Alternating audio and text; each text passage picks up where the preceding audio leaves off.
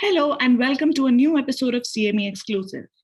Today, we are in conversation with Alexander von Thriet, the CEO of My Dubai LLC, the fastest growing bottled water company in the region.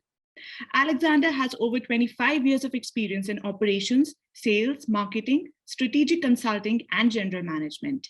Alexander's international business experience spans B2B and B2C sectors across Asian, European, and American markets. Now, without much ado, let's hear it from Mr. Alexander. Welcome to the show, Alexander. Thank you very much. It's nice to be there. Nice to host you as well. My first question for you is that how important is hygiene and sustainability for you? Well, hygiene for a company like My Dubai is extremely important. And sustainability, they're really two different parts. So from a hygiene perspective, we are certified grade A by the Dubai Municipality for Food Safety. So hygiene has always been a very important part of what we do and how we operate. It's how we design our products to how we really deliver them. For the sustainability part, that's a very big subject. We have our core values, and even in our mission, we talk about sustainability and being proactively responsible to society and the environment. So we have anywhere from the design of our products, the recycling that we do, the cleanup actions that we do, but also this company is taking it serious from a solar energy perspective. So we are the largest bottled water company that I know of that is fully solar powered. And this building, even this building that I'm sitting in right now, the head office, is LEED certified and also powered by solar. So yeah, both hygiene and sustainability, very important to us. Certainly. And what measures do you take to ensure hygiene in My Dubai plants and factories? Well, I think that from the hygiene perspective, like any other food company, you have what we know as the standard measures in place. Think, operators with hair nets. Think about the washing of hands and stuff like that. And we have the highest standard quality. When you take a look at the product itself, we produce our own bottles, so we blow them and we fill them, and that happens in a machine that is overpressurized. That machine is standing in an overpressurized clean room. And when you think about clean room, you have to put special boots on to go in there and stuff like that. So very high standards. The second part of that is you try to have as little interventions or human interventions as possible. Mm-hmm. And certainly our site is one of the most modern, it's one of the newest sites, but one of the most modern sites, fully automated. So from the moment that our raw material comes into our factory, it's put on a pallet, on a what we call a slave pallet, and it's automatically tracked. And really nobody touches it. It goes through the entire process of the production, the filling, the packing, the wrapping into the warehouse. And then robots actually take it back out and bring it to the distribution center. So it's fully automated. We have the longest monorail in the region. It's 1.2 kilometers long, I believe. Automatic cranes take the raw material from the warehouse to the production lines, where it gets placed automatically and used. So very little human contact. And that is very important, of course, when you talk about hygiene, because if you don't introduce anything in the process, it automatically will stay clean. So Alexander, you mentioned that you use robots in your plants and factories. So apart from these robotics, what other technologies do you use to ensure cleanliness while packaging? Well, if you think in our business, there's two parts to the business. There's the PET, the regular PET bottles, as you know them. And then there's the 5-gallon, the big gluk ones that you have on your cooler. And they go through two different systems. So the PET is clean because we produce them ourselves. So we start with the granular plastic that we buy that comes in hygiene bags, that gets stored specifically and then actually gets heated and warmed. And that's actually on itself a cleaning process. And then we blow that bottle and fill that bottle.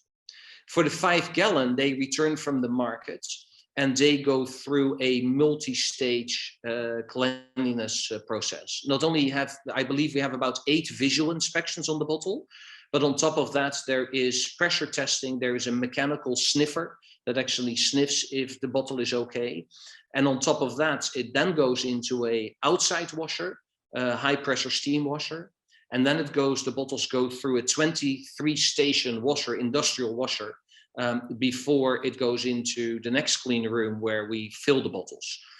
So from a packaging perspective, really you have these two types of operations.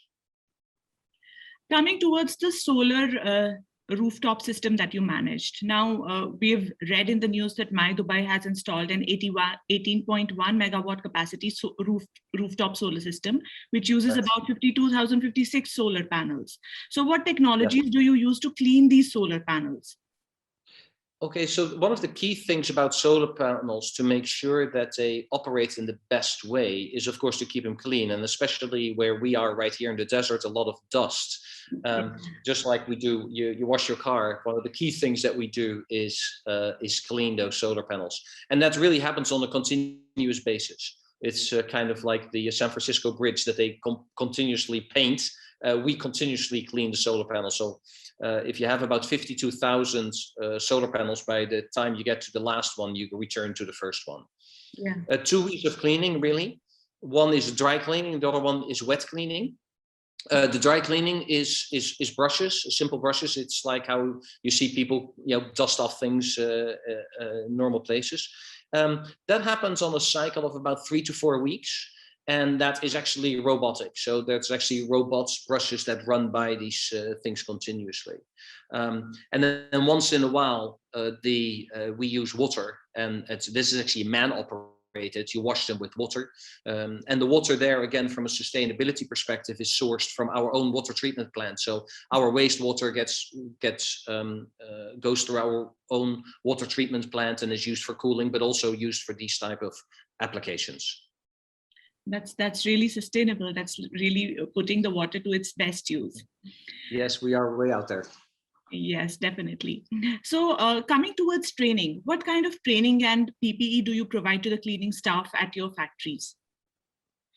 So the cleaning staff, it's an outsourced company that helps us with some of the cleaning, but we also have a very good program of our own team keeping their own area neat, because that actually sets the higher standard. If people feel responsible for their own area, then they typically will not leave stuff behind, say, oh, somebody else will clean up. So it's also a mentality for a large part for us. And what happens is people get trainings. There's the required legislative trainings that people will get around hygiene and food handling and being clean.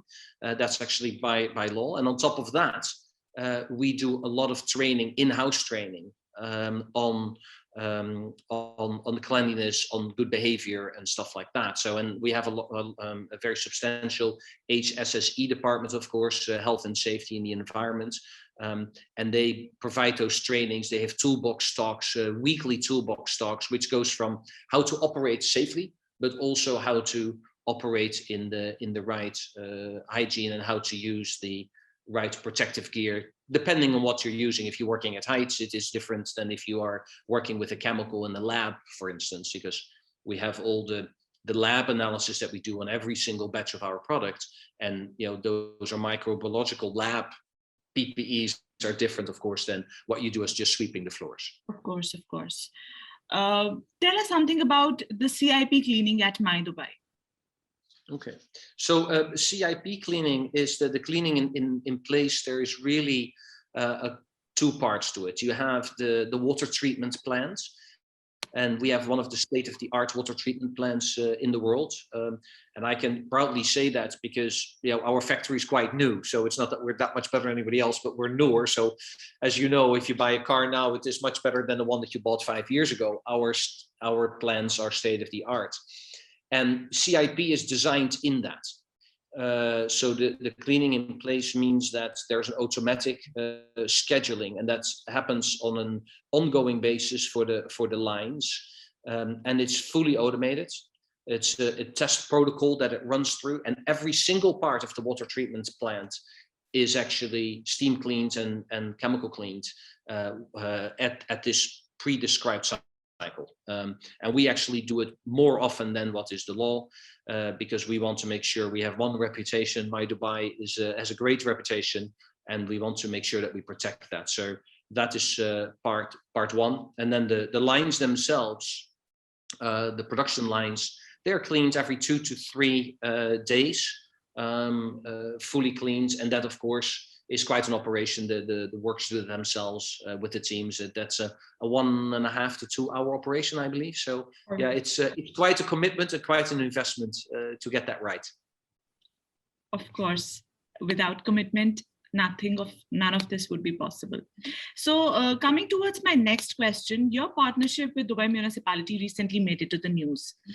So tell us about that cleanliness drive. What was its objective? What did it achieve?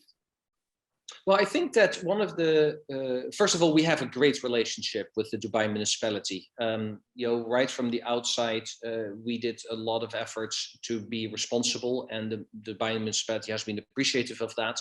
And they do audits, and they come in and they check up on us.